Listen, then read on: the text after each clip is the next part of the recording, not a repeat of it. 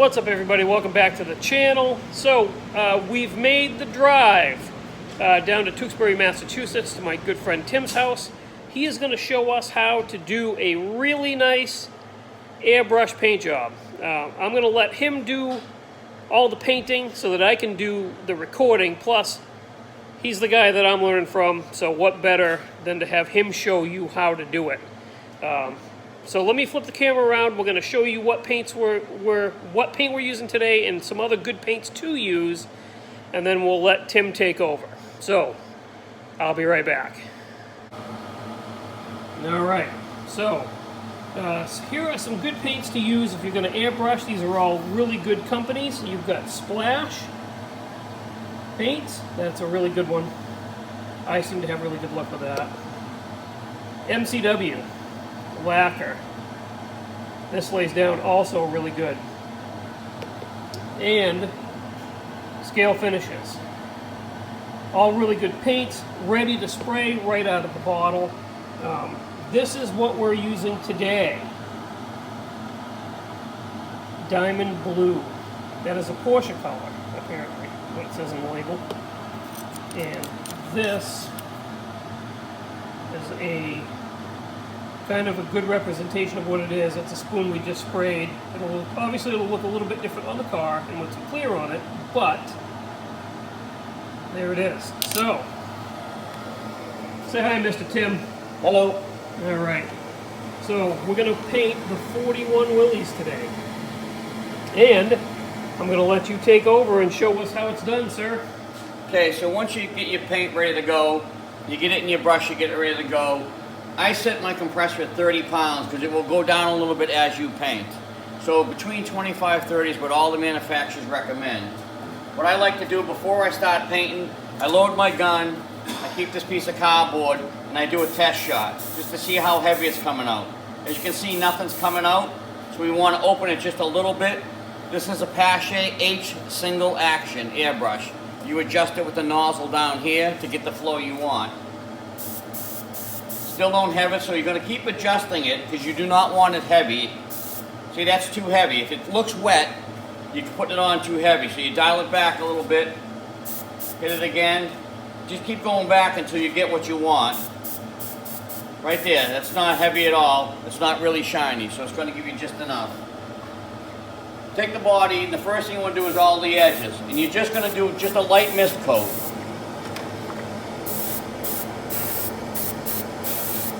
So all the edges are done. Now you can just do this. This is all you want to do. Just a light mist coat on it. You want it to get so it gets tacky, so the next coat will lay down good.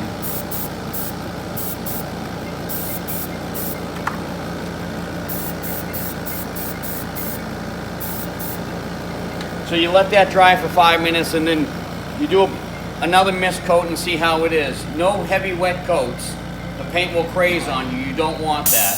So it might take you a little longer, but if you do the mist coats, you'll get it to the thickness you want and the coverage you want. Because remember, when you're done, you're going to wet sand it from 4,000 to 12,000. So some of those coats are going to come off. So you want to make sure you put enough layers on. It doesn't matter how many coats. You know, the guys like to say, I put on 10 coats and 3 coats are clear. It doesn't matter how many coats. It matters on you get the coverage that you need for what you want to do and what you want to accomplish. So once you get the coverage you think you need, then you can wet sand it. And again, remember, 2 or 3 coats are going to come off it. So we'll let that sit for 5 minutes and we'll give it some more. Okay, so like you said, we'll let that sit. We'll give it a couple more coats, and then we'll take a look and see how it's going. So stand by, guys. All right, so we got the body covered. That's 7 coats. That gave me the color depth that I wanted. It's a little rough. You can touch it already. It'll go in the dehydrator for about 6 hours. 7 coats gave me the depth and the color I needed because I know I'm going to sand a couple off and then it's cleared. This is a test shot of a spoon. We just did it and I brushed on clear just to get an idea of how it would look when it shines. So you can get an idea of the difference of what it's going to look like. So now that I'm doing the final coat now, it'll go in the dehydrator for about 6 hours. Tomorrow I can wet sand it and clear it tomorrow night. I use Splash 2K Clear. Looks like glass. I'll show you a couple of models that are done. So if you do the wet sanding, paint the way that I showed you how we do it, and then clear and polish, wet sand and polish again. You'll see the finish that you can get at the end when you're done.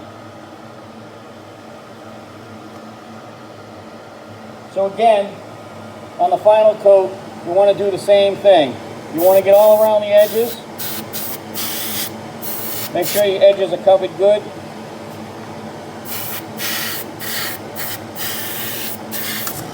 It's still just a mist coat.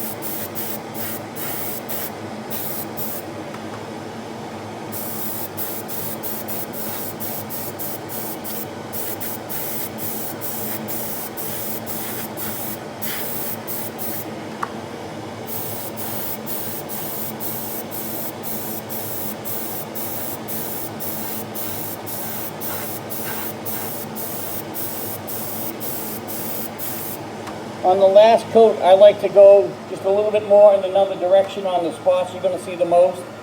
The flats, the hood and the trunk and all that, because that's what you're going to see the most. So you want to make sure your cover is even, so you don't get a blotchiness to it at all. So I like to go in another direction just to make sure I've covered that blotchiness. As you can see, it's nice and even.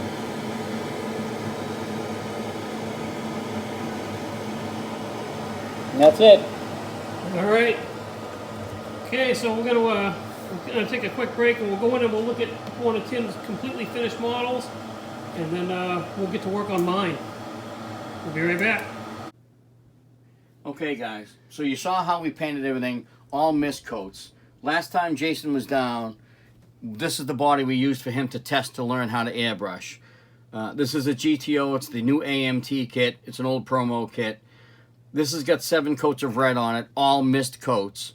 The cover is excellent on it. There's no high spots, no low spots. It's smooth to the touch. I'm still going to wet sand it from 4,000 to 12,000. So once this is cleared, this is the same exact color. So once it's cleared, wet sanded, and polished, this is the shine that Pontiac will have. So you can see if you do the process and do the work and take the time, this is the results you can get. Now, where I learned how to paint, polish, and do clear was from Don Yost. Go on to Old Man's Models and you can buy the videos that I bought.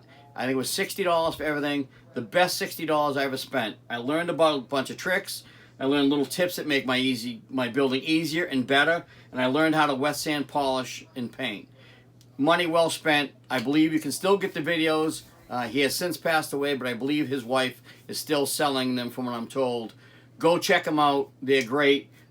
Thanks for supporting Jason. He does a great job with the videos. And Mark, Hobby Nut Models, big fan of Jason's a big fan. I'm a big fan. Make sure you check out Hobby Nut Models. And this is what you can do, guys, if you put in a little bit of work and a little bit of effort.